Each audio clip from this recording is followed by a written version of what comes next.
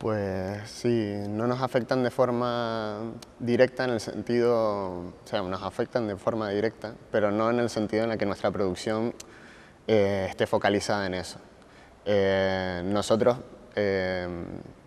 nos vemos afectados por ese tipo de políticas porque suponen, en el contexto en el que trabajamos, donde desarrollamos nuestra obra, una especie de tapón que muchas veces no permite que se produzca nada nuevo. Por ejemplo, lo que puede pasar en Lanzarote con César Manrique, como una figura emblemática que a partir de entonces el arte en Lanzarote no puede superar eso.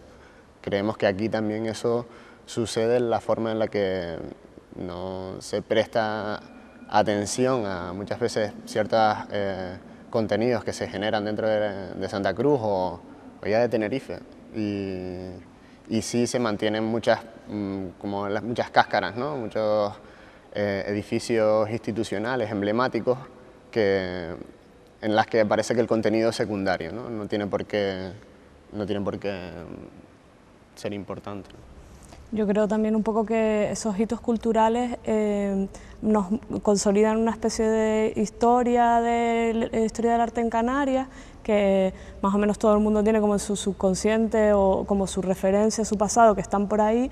Y sí es verdad que la relación, pues un poco institución-arte y ese tipo de consolidación de determinadas políticas artísticas o colectivos o algunas serie de cuestiones que se han desarrollado aquí en Canarias, sí que a veces uno las tiene como en referencia para, a lo mejor, el punto de partida, ¿no? El punto de partida ya sea para obviarlas o para intentar pensar de manera diferente. Por ejemplo, yo creo que en el caso de la piscina, salir un poco de la institución era algo que siempre nos había movido, un poco de estar como ejerciendo otro tipo de cuestiones como alrededor, ¿no?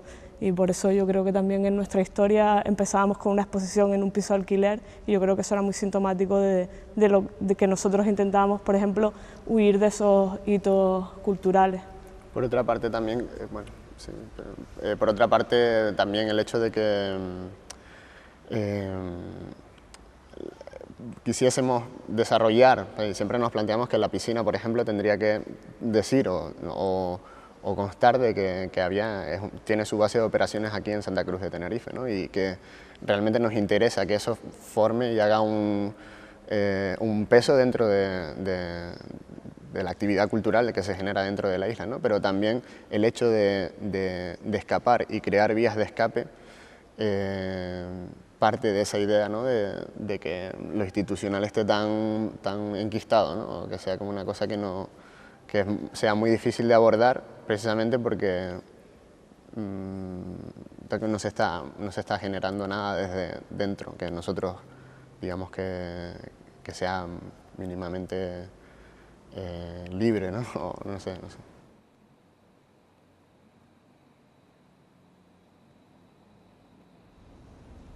Pues yo creo que el punto fuerte del planteamiento multidisciplinar, yo creo que estuvo como en el principio, lo primero que yo creo que planteamos en el proyecto, pues yo personalmente era fijarme un poco qué tipo de grupos se habían creado, ¿no? Qué tipo de proyectos eran los que iban un poco paralelos a lo que yo iba a hacer o lo que yo iba a desarrollar.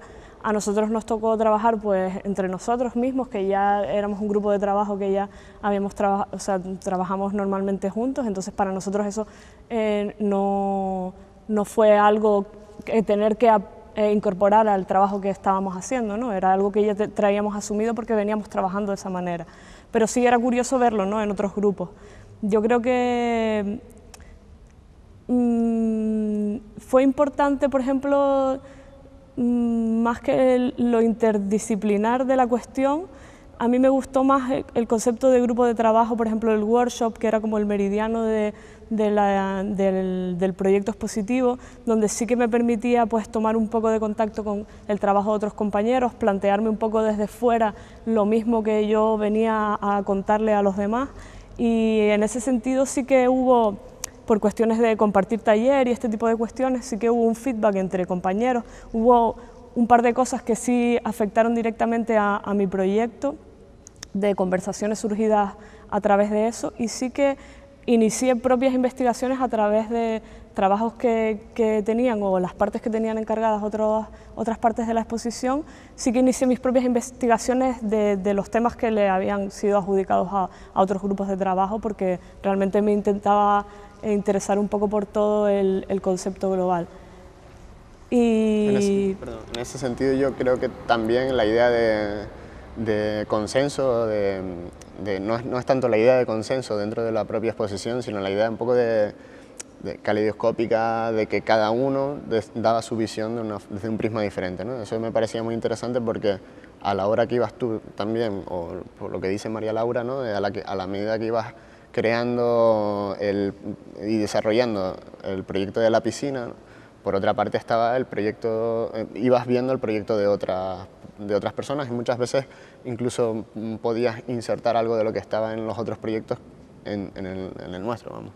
Y también la idea final, ¿no? De la exposición como resultado final, creo que se ve un poco que no es simplemente una especie de obra en común. Al final todos hicieron un poco en sus grupos, ¿no? Porque sí es verdad que en nuestro caso pudo ser diferente porque ya estábamos acostumbrados a trabajar juntos, pero con el caso de otras personas veías que las relaciones eran interesantes, pero también a nivel general, con todo, ¿no? Lo que se establecía eran como un foro de diferentes opiniones, ¿no? Me parece como... Aunque la idea, sí hay algo transversal que va alrededor, a través de todas las propuestas.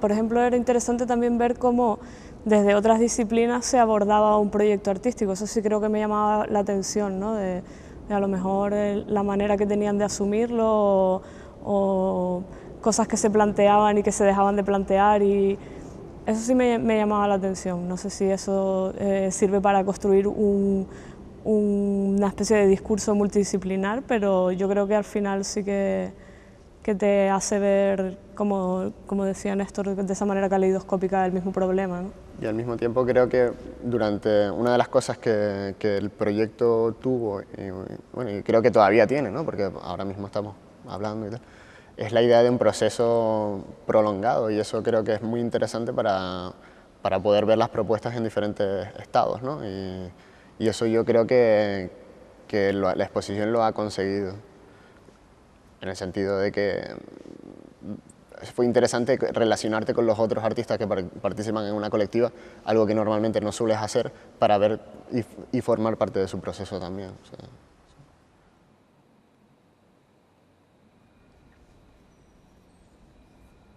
En el caso de la piscina, tuvimos claro desde el principio que queríamos trabajar en torno a una guía sobre Santa Cruz. Sin embargo, a medida que fuimos avanzando en el proceso, esa idea se fue desdibujando para volver a la idea inicial, a la idea de una guía del aburrimiento. Ese trabajo, que fue además un trabajo a tres bandas, entre Eva Casacova, Néstor Delgado y María Laura, tiene una especial importancia para nosotros a la hora de entender ese proceso de integración. ¿Podrían un poco explicar cómo se desarrolló ese trabajo y cómo llegaron a lo que tenemos aquí en sala, que es a la guía del aburrimiento? Pues al principio nos parecía complicadísimo eso de hacer una guía del aburrimiento, pero era como una idea que no sabíamos por dónde tomarla. Yo creo que eso fue, o sea, a raíz de eso creo que decidimos apartarnos un poco de la idea de guía para empezar a investigar, y al final la idea de guía del aburrimiento se acomodó perfectamente como formato para toda la investigación que veníamos desarrollando, ¿no? A la hora de darle cuerpo, fue el instrumento que asumimos para recoger todo aquello que habíamos encontrado por el camino. Pero yo creo que también fue importante como distanciarse un poco al principio del formato, ¿no? y elaborar el contenido pues a través de todos esos recorridos de Santa Cruz, todo un poco de lectura histórica, de descubrimientos de qué había allí, qué no había aquí, de esa investigación de ir a sacar las fotos, en definitiva. Yo creo que pasó una cosa interesante, que cuando nosotros empezamos con la idea de la guía no supimos cómo abordarla desde un principio, no sabíamos qué tipo de guía hacer, cómo hacerla, y pasó una cosa interesante que fue como un poco que descompusimos o desfragmentamos lo que sería una guía, ¿no? Y empezamos a hacerlo por partes casi inconscientemente, ¿no? Y cada uno en el campo en el que más cómodo se sentía, ¿no? Por eso María Laura empezó a hacer una investigación preliminar de la historia de Santa Cruz, pero también empezó a hacer rutas recorriendo las calles, sacando fotos. A partir de ahí